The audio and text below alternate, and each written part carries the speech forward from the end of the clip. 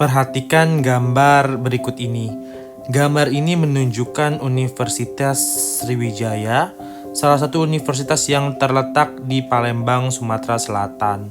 Sekarang, kenapa universitas tersebut dinamakan dengan Universitas Sriwijaya? Penamaan ini dilakukan untuk menghormati Kerajaan Sriwijaya sebagai salah satu kerajaan besar di Indonesia. Sriwijaya merupakan kerajaan bercorak Buddha yang memiliki hegemoni di wilayah Indonesia bagian barat sekitar abad 7 sampai abad 13 Masehi. Informasi mengenai kerajaan Sriwijaya dapat ditemui melalui prasasti dan berita dari penjelajah asing. Beberapa prasasti yang menginformasikan kerajaan Sriwijaya antara lain bisa kita singkat dengan Catalina, pakai koteka.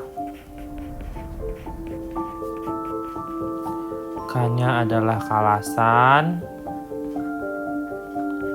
Talang Tuo, Ligor, Nalanda, Palas Pasemah, Kedukan Bukit,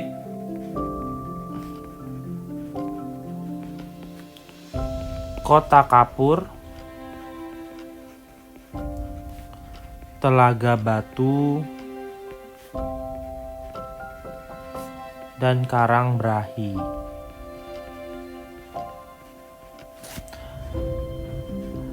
Dan juga informasi dari penjelajah asing, yaitu catatan atau kronik dari Ising atau dari Cina ya, yang menyatakan bahwa Sriwijaya adalah pusat agama Buddha dan perdagangan di wilayah Asia Tenggara.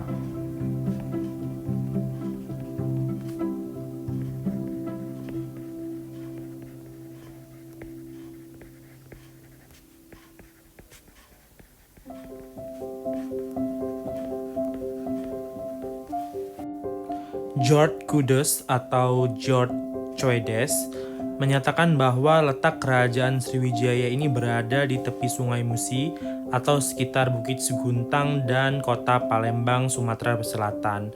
Nah, berdasarkan keterangan tersebut, bahwa letak kerajaan Sriwijaya ini dekat dengan Sungai Musi, di mana Sungai Musi ini menjadi sarana transportasi utama bagi masyarakat Sriwijaya. Dan Kerajaan Sriwijaya juga berkembang menjadi kerajaan maritim terbesar di Asia Tenggara dengan puncak kejayaan pada masa Kerajaan Balaputra Dewa. Kerajaan Sriwijaya merupakan kerajaan maritim yang menguasai lalu lintas pelayaran dan perdagangan internasional di Asia Tenggara.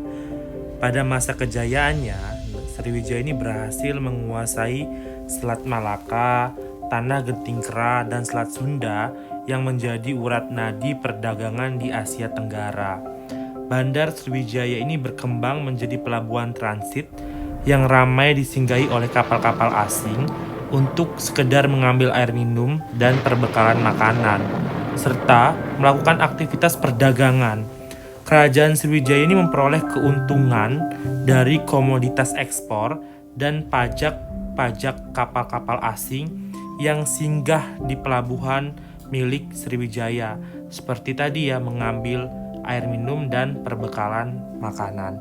Hal ini yang membuat kerajaan Sriwijaya menjadi kerajaan yang besar dan kerajaan maritim di wilayah Asia Tenggara.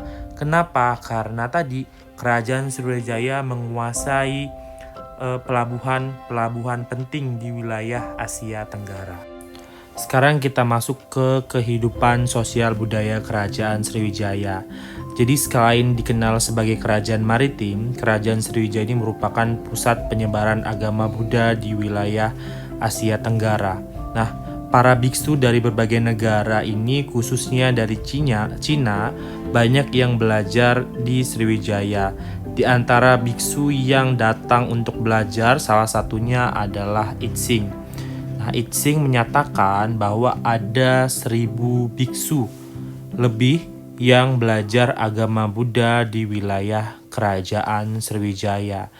Dalam perkembangannya terdapat biksu yang terkenal yang berasal dari Kerajaan Sriwijaya, yaitu Sakyakirti dan Dharmakirti.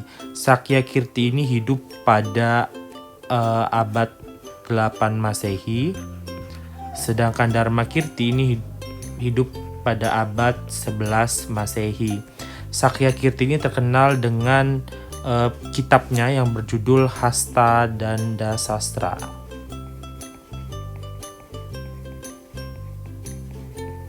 Itulah kehidupan sosial budaya dari Kerajaan Sriwijaya. Kalian sudah mendengar dan mengetahui informasi mengenai Kerajaan Sriwijaya. Coba sekarang kalian cari tahu bagaimana agama Hindu di Kerajaan Sriwijaya. Bagaimana eksistensinya? Kalian tulis di kertas. Terima kasih atas perhatiannya.